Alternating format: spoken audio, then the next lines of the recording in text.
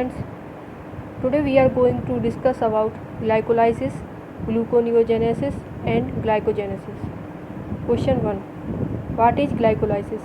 Answer. Glycolysis is the metabolic pathway that breaks down glucose into pyruvate, producing ATP and NADH in the process. Question 2. Where does glycolysis occur in the cell? Answer. Glycolysis occurs in the cytoplasm of the cell. Question 3. What are the end products of the glycolysis? Answer. The end product of the glycolysis are 2 pyruvate molecules, 2 ATP molecules and 2 NADH molecules. Question 4. Is glycolysis an aerobic or anaerobic process? Answer. Glycolysis is an anaerobic process. It does not require oxygen. Question 5. How many ATP molecules are net gained from one glucose molecule through glycolysis? Answer. There is a net gain of 2 ATP molecules per glucose molecule processed through glycolysis. Glycogenesis. Question 6.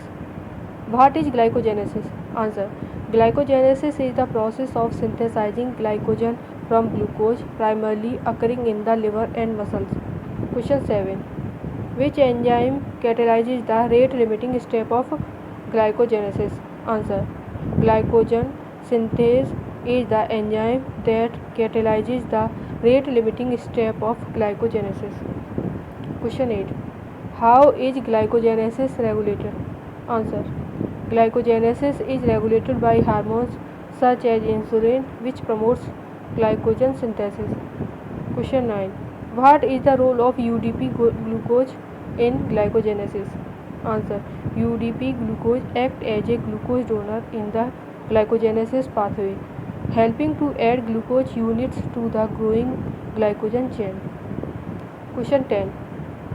Why is glycogenesis important in the human body? Answer. Glycogenesis is important for storing excess glucose, which can be used later as an energy source during fasting or intense exercise. Gluconeogenesis. Question 11. What is gluconeogenesis? Answer.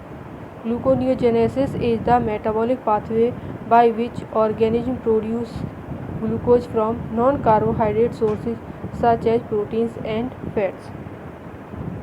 Question 12. Question 12. Where does gluconeogenesis primarily occur? Answer. Gluconeogenesis primarily occurs in the liver and to a lesser extent in the cortex of kidneys. Question 13. What are the primary substrates for gluconeogenesis? Answer. The primary substrates are lactate, glycerol and amino acids. Next question. How is gluconeogenesis different from glycolysis? Answer. Gluconeogenesis is essentially the reverse of glycolysis, synthesizing glucose from smaller precursor, while glycolysis breaks down glucose. Next question. Which hormone primarily stimulates gluconeogenesis? Answer. Glucagon and cortisol are the primary hormones that stimulate gluconeogenesis. Comparative questions. Question 16. How do glycolysis and gluconeogenesis regulate each other? Answer. Glycolysis and gluconeogenesis are reciprocally regulated.